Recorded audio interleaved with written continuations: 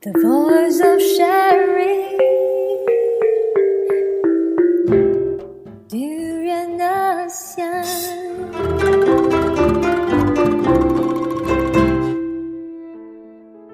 Hi, this is your host Arlene Tan at the DurianASEAN, where we discuss critical issues from Southeast Asia. Today we are going to talk about the topic Tourists Shouldn't Ride Elephants on elephant tourism and conservation. Lately, there are news pop out about elephants' abuse and exploitation through logging and tourism. The recent case would be a tourist being stormed to death by a killer elephant in Thailand. Why is this happening? I will be speaking to Teck, a long-time environmentalist that is currently doing his PhD on elephant studies. In this third segment of the discussion, he talks about the importance of elephant conservation and how can the public do something about it. You are now listening to the Durian Heat. The Durian Heat, bringing big ideas and critical opinions in Southeast Asia. So, Teck, the question about abuse and exploitation towards elephants. For you who have always been an environmentalist and usually in industry like tourism, what sorts of abuse and exploitation that elephants usually would face? Well, the problem of elephant is really one of conservation. So it's more than just the abuse of individuals. Mm-hmm. Of course, it's terrible to see individuals suffering. For example, individual baby elephants taken away from the herd, away from their mother. That can be heartbreaking. And anytime an individual is relocated, it undergoes a lot of stress. I would say the main abuse or the main thing to be concerned about is the conservation of species in the wild as a whole. And this is when you have whole populations of elephants that are removed from an area. And so not only the elephant population suffers, it basically goes extinct locally, but also the whole ecology of the forest will be changed. For example, the elephants are very important for dispersing seeds of large fruit, even such as durian itself. Oh. So the durian tree in the wild, in the forest, would have its seeds spread around the forest by very large animals, such as elephants. So it is part of the larger ecosystem. Ecology, yeah. The whole ecosystem of the forest, in order for it to be a healthy forest, depends on having these large animals, such as elephants, roaming around. So if you didn't have the elephants, then the durian tree, the seeds would only fall under the tree, and it would not be able to disperse and get spread around the forest. And the durian population, wild durian population, could suffer as a result. Mm-hmm. The recent news that I read from Myanmar regarding unemployed elephants, and they are facing a crisis because they have nothing to do. Do you think they could have been released in the wildlife? I really don't know, because the individual elephants, if they have lived their whole life working, for example, in a logging company, it might be very difficult for them to survive in the wild. But if there was some kind of sanctuary where their needs were taken care of, and there could be some kind of slow release where they were monitored carefully, then perhaps that is an option. Mm-hmm. Sanctuaries like the Kuala Ganda elephant sanctuaries in Malaysia? Yeah, the Kuala Ganda sanctuary in Pahang in Malaysia is an interesting one because it was a place which had quite a big tourist attraction, in that tourists could actually come and bathe with the elephants and interact with them, go down to the river with them, and swim with them in the river. And so that was actually very popular.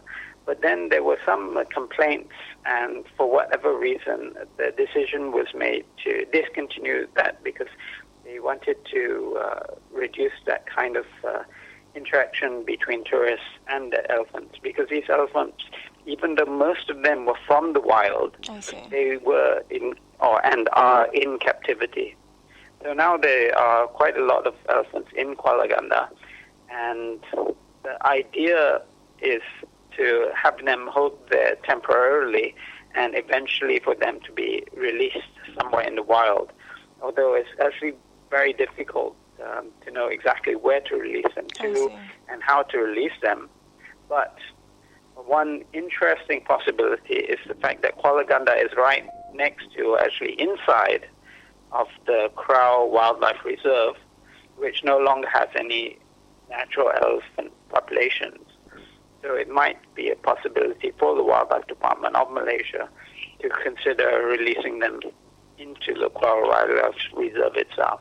But that would need to be done after consulting with the local people, because of course the local people might be suffering if the elephants were released in the wildlife reserve but came out of the reserve and then attacked the villagers. What can the public do about it? Not just in the situation at Kuala Ganda, but as a whole. If the public really want to ensure that the elephant populations are being taken care well. Well, the public can contact the decision makers, like write to the newspaper, say what they want, say that they want conservation rather than just tourist attractions. And importantly, the public can push for the conservation of elephant habitats, such as the forests, make sure that the forest isn't being cleared for other development, and then ultimately the elephants would suffer. So it support areas like Taman Negara, the national parks generally, support any kind of wild elephant attractions, and there are many in Southeast Asia, including in Borneo and in the Kinabatangan in Sabah, which have populations of wild elephants. So that's really what the public should do. Can the public bring, say, a family, bring their kids to zoos and circus and places that there would be incidents of abuse and exploitation? Well, as I said, the ideal really is to expose yourself to elephants in the wild. And it is possible to see elephants in the wild. I mentioned the Kinabatangan River in Sabah, where you could sit in a boat, and if you're lucky, on the bank of the river there will be herds of wild elephants. And sometimes even the elephants go and swim in the river and cross the river.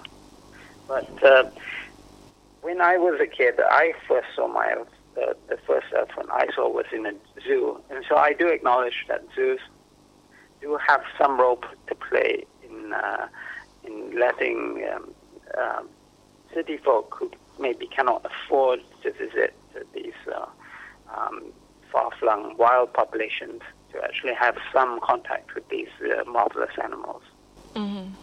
So at the end of the day, it's all about being ethical towards animal, regardless of the places that they are in. Yeah, it's trying to be aware of what the bigger context is. So maybe if they are in a zoo, you have to understand that the zoo is not the ideal place for them, and